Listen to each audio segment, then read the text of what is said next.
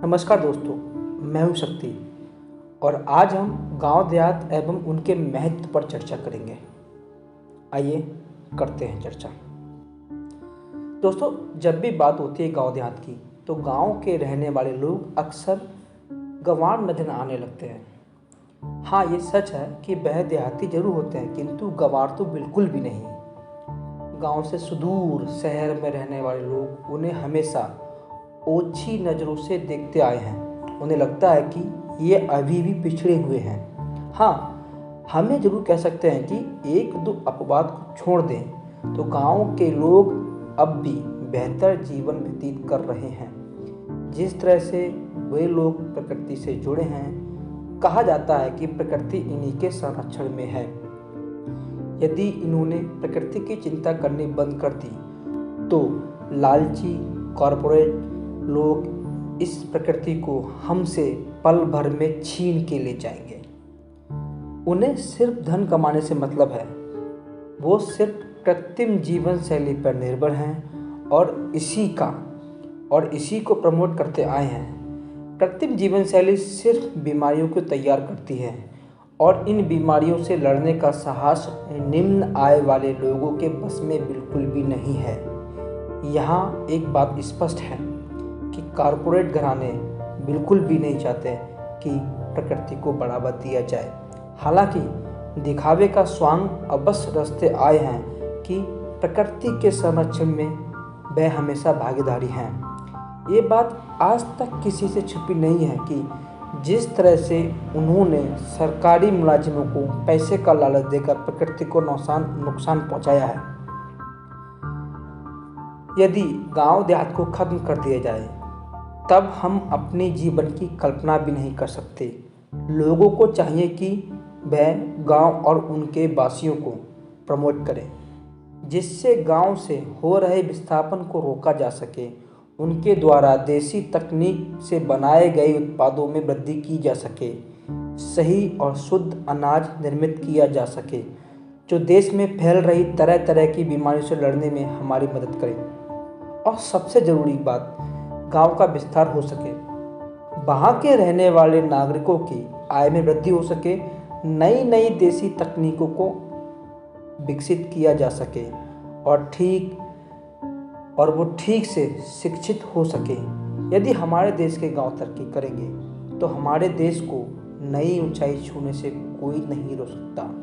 और जब देश प्रगति करेगा तो देश का प्रत्येक नागरिक भी तरक्की की चादर ओढ़ सकेगा। गांव आज भले ही तरक्की की नई नई ऊंचाई छूने में शहरों की अपेक्षा पीछे है, किंतु वह दिन दूर नहीं जब शहरी नागरिक गांव की ओर उन्मुख करेंगे। जब शहरी क्षेत्रों की हवा पूरी तरह से दूषित हो जाएगी तब वहाँ के नागरिकों को गांव की वैल्यू समझ आएगी। आज हम जिस तरह से शहर के विकास में निरंतर बढ़ोतरी करते जा रहे हैं, एक दिन यही विकास शहरों को तबाह कर देगा, वहाँ की हवा में जहर घोल देगा। दिल्ली जैसे शहरों की प्रदूषित हवा इसका जीता जागता उदाहरण है। ये कहना बिल्कुल भी गलत नहीं है कि शहरों का विकास नहीं होना चाहिए। शहरों का विकास होना चाहिए, लेकिन जिस तरह से आंखों पर पट्टी बांधकर शहरों को विकसित किया जा रहा है, ये बिल्कुल ही गलत है। जिस तरह से वृक्षों को काटकर वहाँ ऊंची ऊंची इमारत खड़ी की जा रही हैं और उन्हें एयर कंडीशनर का रूप प्रदान किया जा रहा है, ये एक तरह से प्रकृति की हत्या का षड्यंत्र रचना हुआ। और जिस शहर में प्रकृति की हत्या हो जाती है तो वहाँ बीमारियों का उदय होता है, जिसके चलते आम आदमी को शारीरिक कष्ट के साथ साथ आर्थिक मार भी झेलनी पड़ती। जहाँ एक ओर बेरोजगारी की बढ़ती समस्या के बीच ये समस्या एक असहनीय पीड़ा का प्रतीक है। गांव देहात की खूबसूरती को खत्म करने से पहले हमें अपनी आने वाली पीढ़ियों की चिंता अवश्य करनी चाहिए, क्योंकि इनके बिना हम अपने अस्तित्व की कल्पना भी नहीं कर सकते। अधूरे हैं हम प्रकृति के बिना। ना तो हम अपनी पीढ़ी को इसके बिना मजबूत खड़ा कर सकते, ना ही हम अपनी आने वाली पीढ़ियों को प्रकृति के साक्षात दर्शन करा सकते हैं, और ना ही उनका महत्व समझा सकते हैं।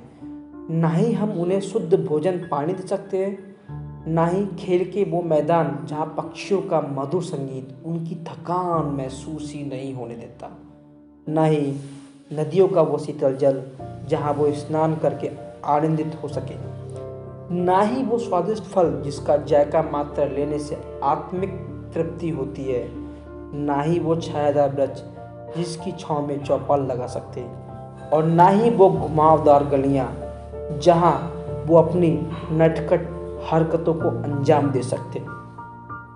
शहरों का अपना महत्व है, किंतु इसके विस्तार में हमें गांव का महत्व नहीं भूलना चाहिए। हमें हमारी विरासत में मिली प्रकृति को नष्ट नहीं करना चाहिए। ना जाने ऐसे कितने उदाहरण हैं, जब शहरों का विकास हुआ तब वहाँ की प्रकृति को नजरअंदाज कर दिया।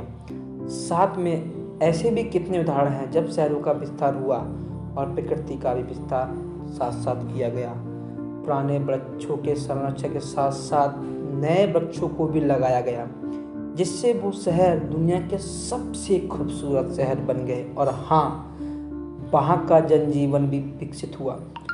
लोगों की दिन भर की थकान उस खूबसूरती को निहारने में कहाँ गुम हो गई, ये किसी को भी पता नहीं चला।